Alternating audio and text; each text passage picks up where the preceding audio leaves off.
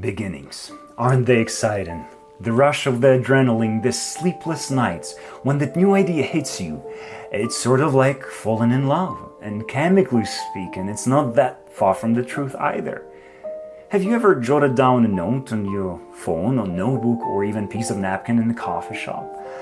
Perhaps it was a title for your future novel, a melody that would be a foundation of your feature song in that album that you thought of, or a business idea that's so great that this time it'll certainly save you from that dreaded permanent underclass.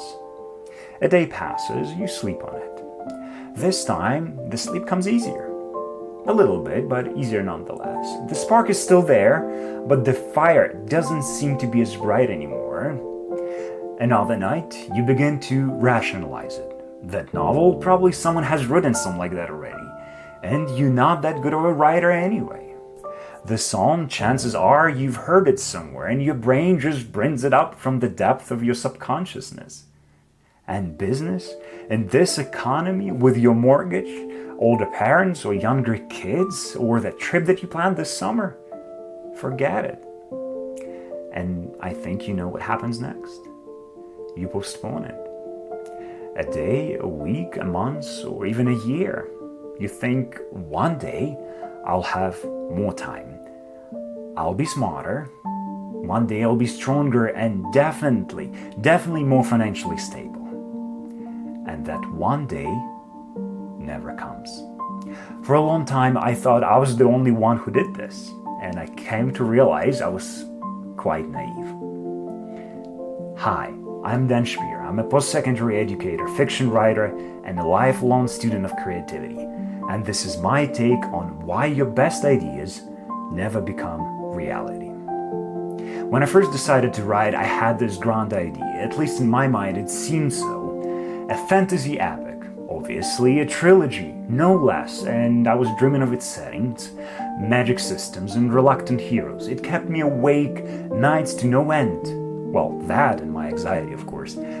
I imagined my name with a little plaque, a New York Times best-selling author. I could see certain scenes from my book being used for its movie trailer. And I assumed that was something inevitable, something my books were destined for. All the right neurons in my head were firing, and I felt happy. Then I sat down to actually write it.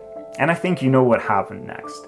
A light perspiration, dry mouth, and a single sentence I've written and rewritten more times than I could ever count. The weight of expectations. Can I deliver, or is it a lot bigger than me? Do I even have a talent or skill for it?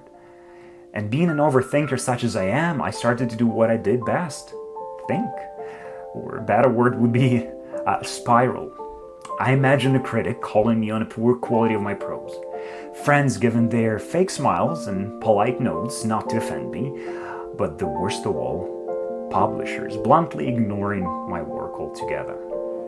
Rejection letters poured into my head way before they did into my mailbox.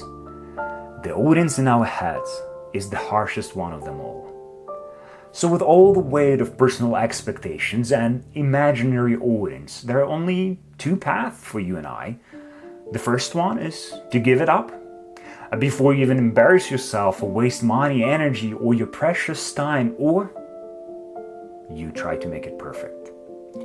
Oh, the seduction of perfection and the right word, the right brushstroke, the best camera, or the company slogan that certainly would drive the sales. And then again you ask, can I deliver?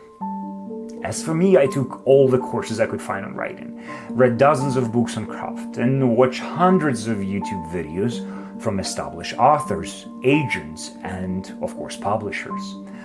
The only thing I didn't do in the beginning, I didn't write.